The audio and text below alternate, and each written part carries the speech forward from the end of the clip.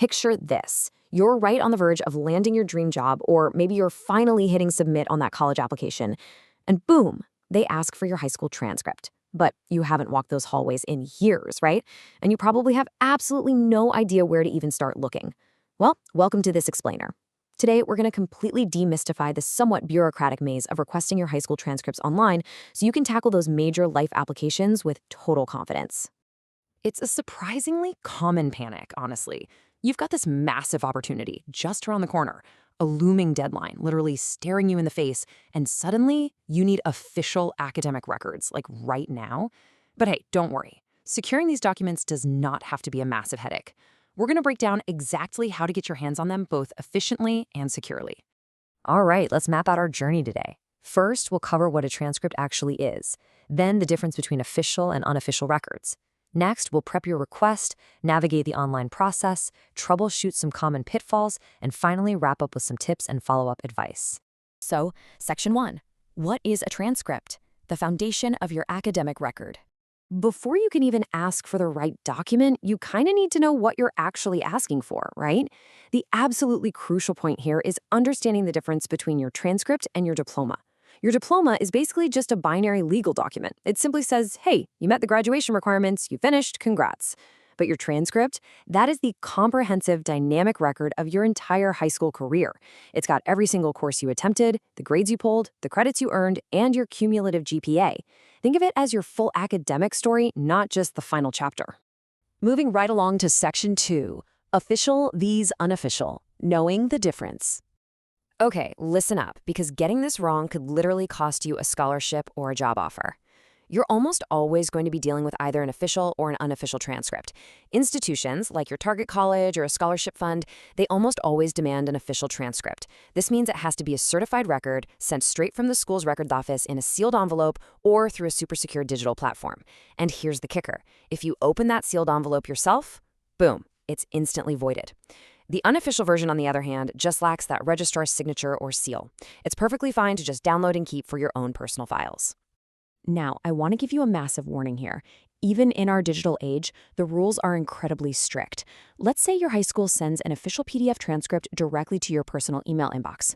If you just hit forward on that email to send it to a college or an employer, it instantly strips the document of its official status. Yep, really?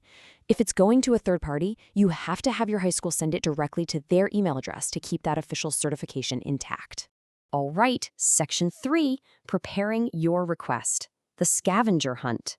Before we even think about opening a web browser, treat this next step like a bit of a scavenger hunt.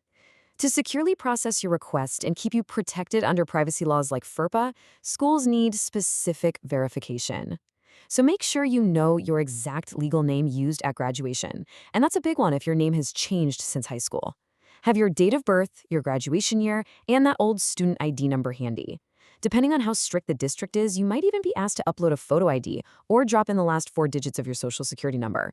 Oh, and finally, know exactly where this thing is going. Have the precise destination email or physical address ready to go. Which brings us to Section 4, Navigating the Online Process, a step-by-step guide.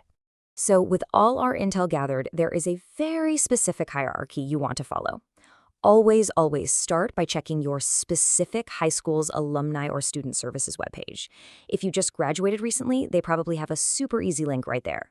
But if you've been out of the game for a few years, or say you went to a massive public school in a place like New York or Chicago, you will probably need to escalate to Step 2, which is searching the centralized district archive. Still no luck? Step 3 is escalating all the way to your state's Department of Education. Now, if you end up on a modern third-party request portal, because a lot of schools use software like SchoolLinks these days, you'll see something like this. Notice how the very first step is to basically affiliate yourself with your specific high school. You absolutely have to add your school to your profile to make sure the right local registrar actually gets pinged for your record request. Once you're actually inside a portal like that, you have to choose carefully. You'll usually see an option to download a free unofficial transcript for your own records, or a button to send official transcript. That second one is what actually routes a certified copy directly to that college, employer, or scholarship fund. And hey, if your school's website suddenly redirects you to another site, don't panic.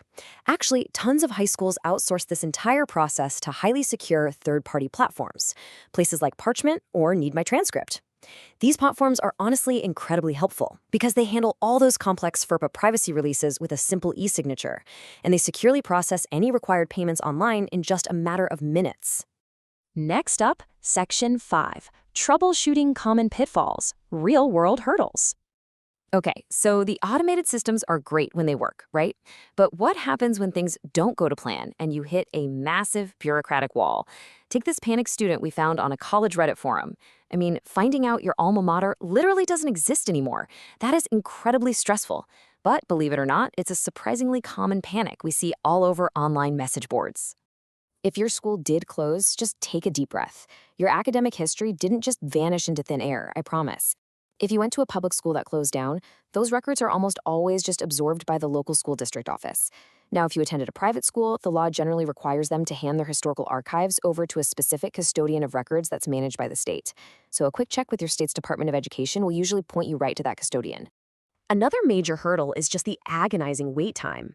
As another Reddit user wisely pointed out, if your transcript feels like it's stuck in limbo, you've got to figure out where the bottleneck actually is. Is the delay on the sending high school side because they're totally backlogged, or did it actually arrive and just get buried in the receiving college's admissions inbox?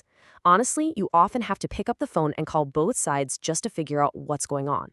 Speaking of wait times, let's talk expectations for costs and turnaround. Unofficial copies? Generally free, and you can usually download them instantly, or at least within 48 hours. Official requests directly from your school usually run you anywhere from $0 to $5 and take a few days. But if you have to use a third-party platform, expect to pay a small processing fee, usually between $3 and $10. The major perk there, though, is that third-party requests are trackable, even if the actual turnaround time varies on how fast your old high school clicks approve.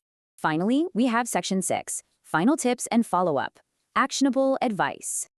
Let's wrap up this explainer with some final, really actionable tips. First, do your future self a massive favor right now. Go request a personal, unofficial copy of your transcript today. Keep it in your personal digital files. That way, you always have immediate access to your GPA, your class rank, and your coursework history if anyone ever asks. And when you do need an official copy for an application, submit that request weeks ahead of your deadline. Seriously, never leave this to the last minute. If you end up using a third-party site to send an official document, religiously monitor your tracking number. But, and this is a big but, give the high school administrators at least 7 business days to process the paperwork before you start making frantic phone calls. And always, always double-check your destination's admissions or HR portal to make sure they've actually checked off the transcript received box on their end. I do need to leave you with a quick disclaimer, though. Please remember to verify these exact procedures directly with your specific high school or district. While the principles we've covered today are totally evergreen, educational bureaucracy is constantly updating its digital portals, processing rules, and those pesky minor fees. So always go straight to the source first. You now have the absolute ultimate roadmap to navigate the whole transcript process. So I have to ask you, are your academic records secure and ready to deploy when your next big opportunity arrives? Why not track down an unofficial copy of yours today, just to be completely safe before you actually need it? Thanks so much for joining me for this explainer, and hey, best of luck with all those applications.